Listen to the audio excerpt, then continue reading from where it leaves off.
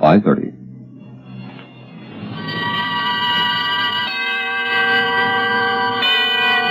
Suspense. And the producer of radio's outstanding theater of thrills, the master of mystery and adventure, William N. Robeson. One of the saddest phrases uttered by man is, "I didn't know it was loaded." The presumed empty gun is the cause of countless tragedies. But our story concerns a tragedy which resulted from a gun that was presumed to be loaded. It concerns, too, that most desirable and dangerous of all phenomena, a beautiful woman. Listen then as Miss Marie Windsor stars in Script by Mark Brady, which begins in just a moment. Here's Frankie Lane. I never feel like singing with a bad cold, so I take wonderful four-way cold tablets to relieve my cold misery fast. Right. Tests of 4 leading cold tablets proved four-way fastest acting of all. Amazing four-way starts in minutes to relieve aches, pains, headache, reduce fever, calm upset stomach, also overcomes irregularity. So when you catch cold, take my advice. Take four-way cold tablets. It's the fast way to relieve those nasty cold miseries and feel better quickly. Four-way, 29 and 59 cents. Here's a word about another fine product of Grove Laboratories. Does dandruff dull your hair, leave scalp itchy? Get Fitch Dandruff Remover Shampoo and get rid of unsightly dandruff in 3 minutes. 3 minutes with Fitch regularly is guaranteed to keep embarrassing dandruff away forever. Apply Fitch before wetting hair. Rub in 1 minute. Add water. Lather 1 minute. Rinse 1 minute. Every trace of dandruff goes down the drain. 3 minutes with Fitch, unsightly dandruff's gone. Fitch can also leave your hair up to 35% brighter. Fitch Dandruff Remover Shampoo. And now, Script by Mark Brady, starring Miss Marie Windsor. A tale well calculated to keep you in suspense.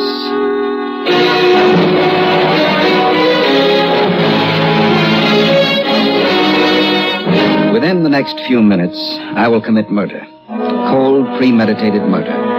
Why? Well, since I'm a writer of murder mysteries, perhaps the simplest way to explain is to dramatize my story. Hence this script, my last, to be delivered to the studio after my arrest. Cast of characters: Mark Brady, a writer in his early 30s. College graduate, easygoing, intelligent. Mary Brady, his wife, beautiful, with a bright, unused brain. Jason Roberts, his best friend, an intellectual snob. The scene, the Brady's comfortable book-lined apartment. The time, a few months ago. But, Mark, couldn't you get one of the girls from the office? Why all the fuss about even numbers? Well, every time Jason comes for dinner, he comes alone. I don't like it. Oh? I should think you'd welcome the undivided attention of 2 adoring men. It makes me uneasy. Well, then, why don't we invite Jane Stanley? The lady writer? Yes, with the horn-rimmed glasses, flat shoes, and an abiding belief in Zen Buddhism.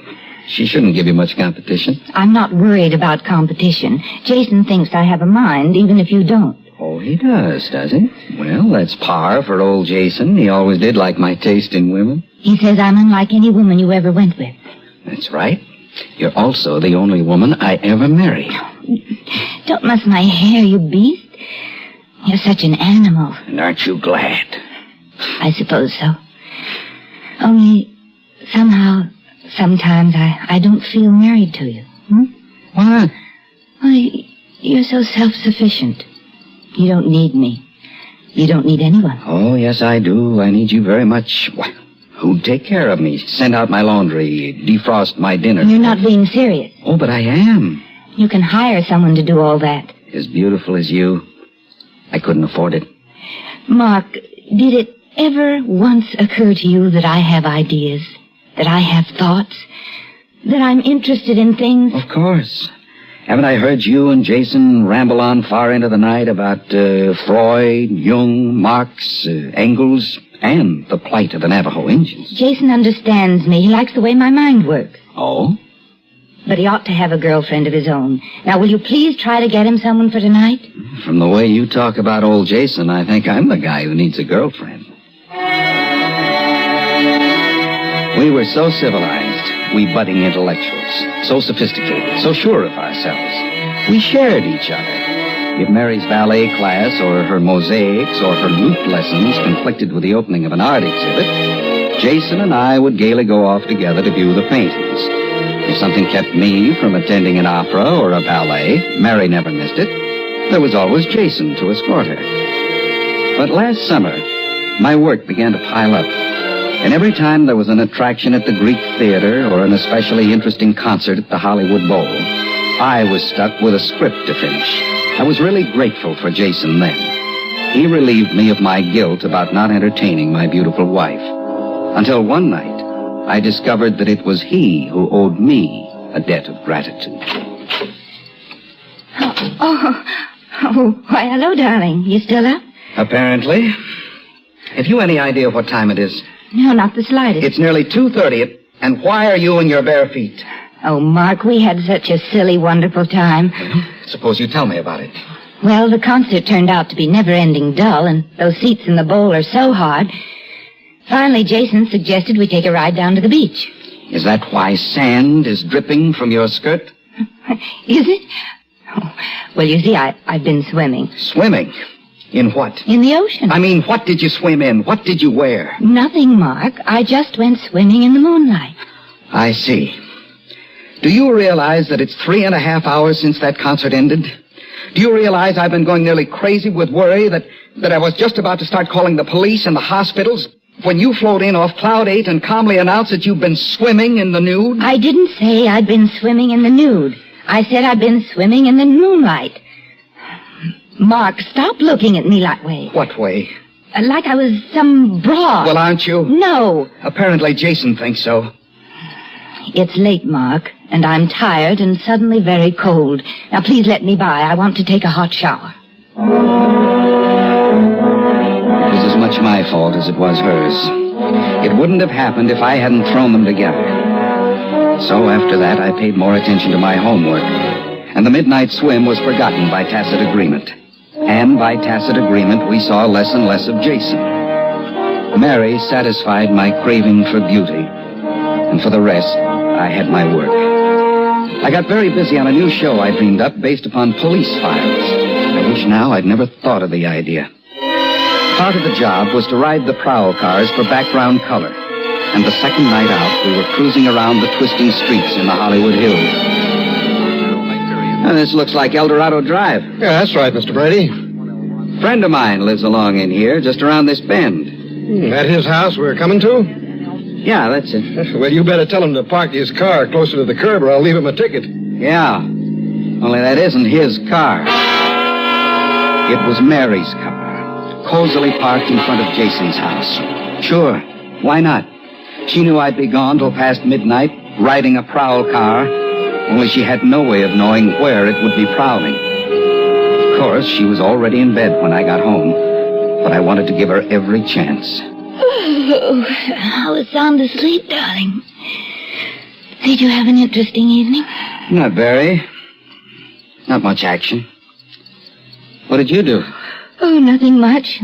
Looked at TV for a while. Tried to read Dr. Zhivago again, but I couldn't make anything more out of it the second time than I did the first.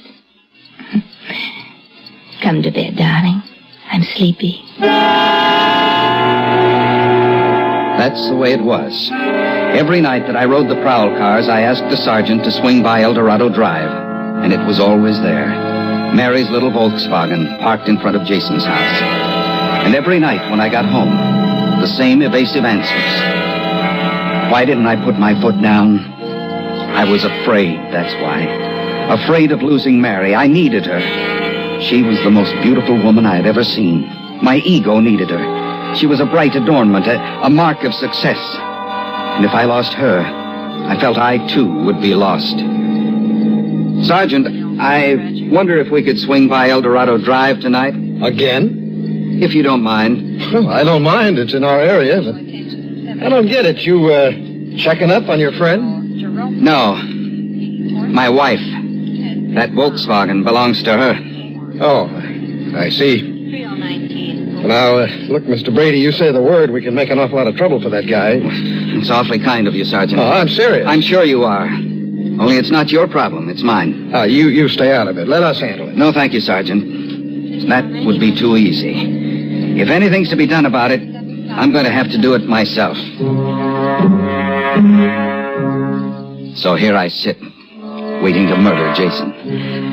I phoned him a while ago and told him we had to straighten this thing out immediately. He said he'd be right over. I know him so well I could write the next scene before it happens. He'll walk in, suave, self-contained, every handsome inch a pony. If I get angry, if I threaten him, he'll make his grandstand play with that ridiculous pearl-handled automatic which he carries unloaded in his car. He's pulled it before. It's always worked before on irate husbands. He's boasted to me about it, how they chicken out in front of that empty gun. But this time it won't work. This irate husband isn't going to chicken out. He's going to shoot it out. This irate husband has a gun, too, and he's going to use it in self-defense. There he is now. Coming up the walk. Now he's at the door. Come on in, Jason. The door is unlocked.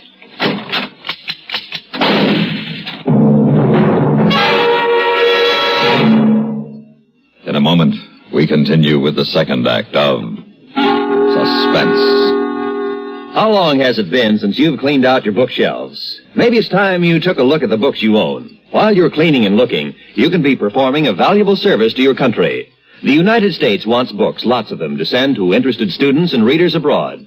Good books are needed to combat the flood of literature being circulated in free countries by the Russians and Chinese communists. Each year, the Russians alone publish and distribute well over 100 million volumes of all kinds. But each volume is a messenger of mischief, full of propaganda and lies. These books are sold at ridiculously low prices or given away free. You can help counteract communist propaganda with unneeded books now on your bookshelves. Most desirable are literary classics, new or old. Up-to-date American histories and geographies. All books should be in hard bindings and in good condition. Send them to Books from America, Box 1960, Washington 13, D.C. And now, starring Miss Marie Windsor, Act 2 of Script by Mark Brady.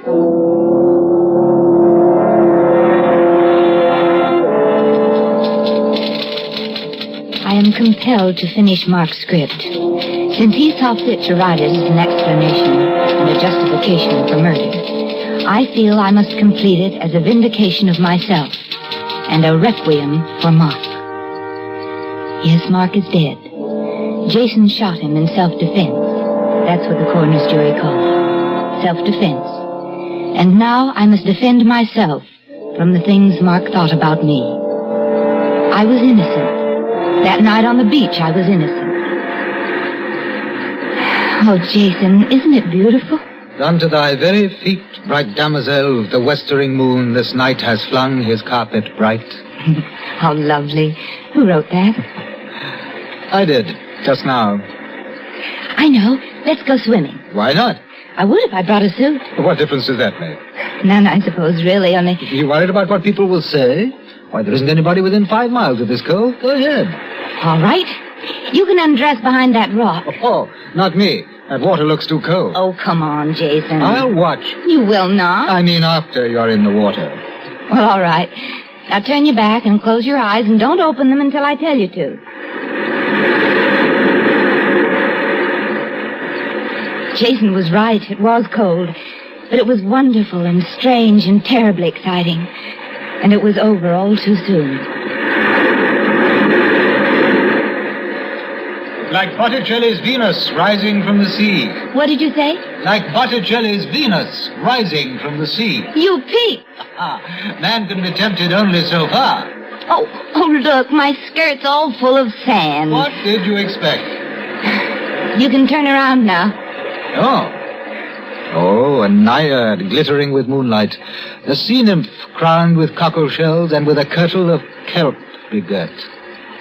Oh, lovely Mary, make me immortal with a kiss. Oh, come on, Jason. And doth not the moon make lunatics of us all? Stop it, Jason. I'm Mark's wife. And you're his best friend, remember? Yes, I'm trying not to. Well, save the soft sell for somebody else's wife. I'm not buying any. Now, come on, let's go home. That's all there was to it. Except I caught a cold. Mark never mentioned it again after that night. It was as though he didn't care. as though he wanted me to be with Jason. And he got so busy with his new show and riding the police cars at night. Well, what did he expect me to do, sit home and knit? Jason was more interesting than a night alone with the TV. And I wasn't taking anything away from Mark. I was innocent. I couldn't help the way Jason felt. I didn't know that it would get out of hand. So, my beautiful goddess, that's how it is. I am hopelessly in love with you. What are you going to do about it? Have it out with Mark. Oh, no, Jason, you can't do that. Why not?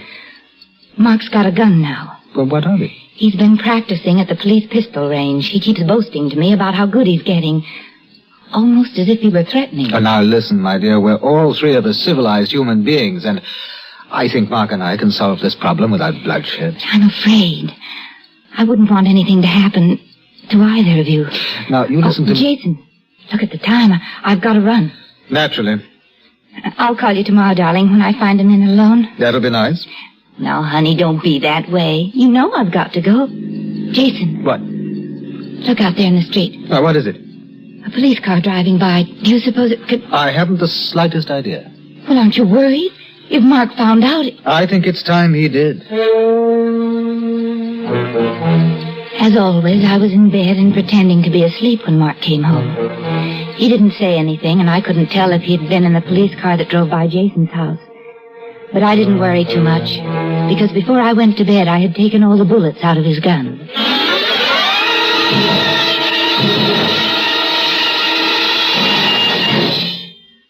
In a moment, we continue with the third act of Suspense.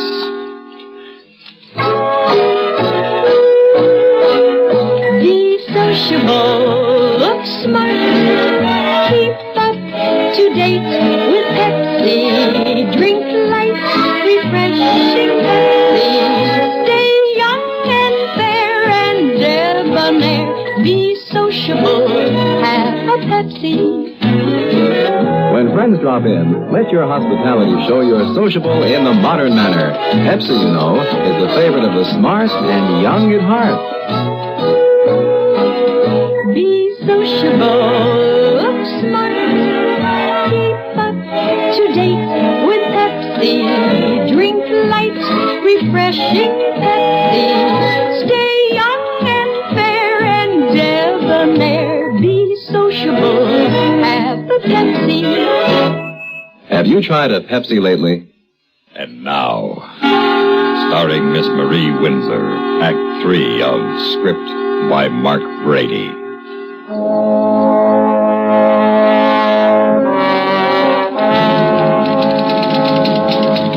Mark's script deserves a better end than Mary has given it. A truer end. An ending on a high note of tragedy. For tragic indeed it is. What Mary has carefully omitted in her attempt to lay the blame for Mark's murder on me is what happened the next morning when I was awakened by a frantic pounding on the door and opened it to admit a Mary on the edge of hysteria. Oh, Jason. Mark knows all about it. That's good. I'm glad. And he's going to kill you. Well, now, that does not sound like Mark. You don't know. He's got that police gun. And he's acting like a crazy man. He threatened me with it. I ran out of the house. Oh, Jason, I'm so afraid. Now, Mary, get hold of yourself. Oh, but what are we going to do? Well, first, we're going to have a cup of coffee. I can never think in the morning until I've had a cup... That's him. Murder by telephone? Well, that's a safe way. Hello? Oh, good morning, Mark. Yes. Yes? I see. Well, will you give me time to scrape my face and put on a pair of slacks? Say an hour? Okay. See you. You're not going over there. Why not? He'll kill you. He didn't sound as though he were contemplating murder. He was very calm. He said he wanted to talk to me. He won't talk. He'll shoot first, and then it'll be too late to talk. Do you have a gun? Yes. That little pearl-handled automatic. Is it loaded? Of course not. Well, load it, darling.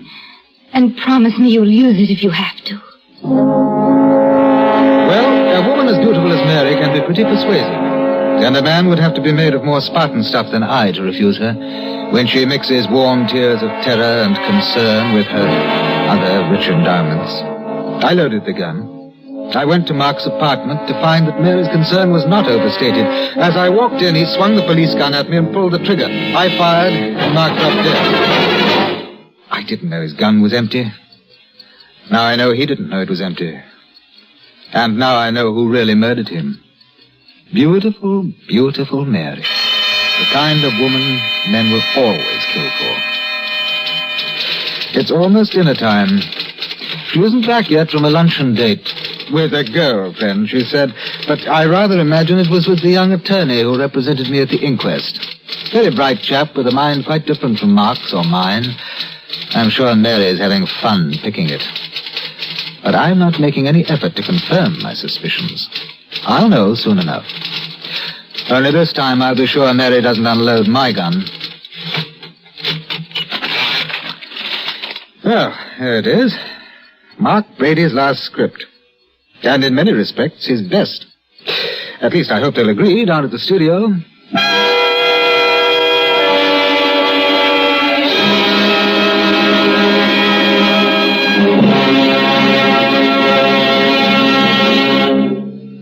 Suspense, in which Marie Windsor starred in William N. Robeson's production of Script by Mark Brady, written by Celeste Bolus and Mr. Robeson. In a moment, the names of our supporting players and a word about next week's story of Suspense. Hey, Dad, did you check your car filters today? No, son, I didn't. Why? Because it might pay you $1,000. $1,000 for a car filter? That's right, folks. You may have a filter under the hood of your car worth $1,000 and not even know it. A Fram filter worth $1,000 silver dollars. A regular filter change is important to today's cars. So important that Fram Corporation is paying $60,000 to get you to check your filters now. Last year, in preparation for Fram's silver anniversary, 10,000 secretly numbered Fram filter cartridges were distributed all over the United States and installed in cars during regular servicing. These filters are worth from $1 to $1,000. You may have one in your car right now and not even know it. Check your oil filter and air filter now. If there's a specially numbered Fram filter in your car, you will win up to $1,000 silver dollars, and your dealer will win the same amount. Get in on Fram's big silver treasure hunt. Check your car filters now. Supporting Marie Windsor in Script by Mark Brady were Vic Perrin, Ben Wright, and Sam Pierce. Listen. Listen again next week, when we return with John McIntyre in John Barbie and Son. Another tale well calculated to keep you in suspense.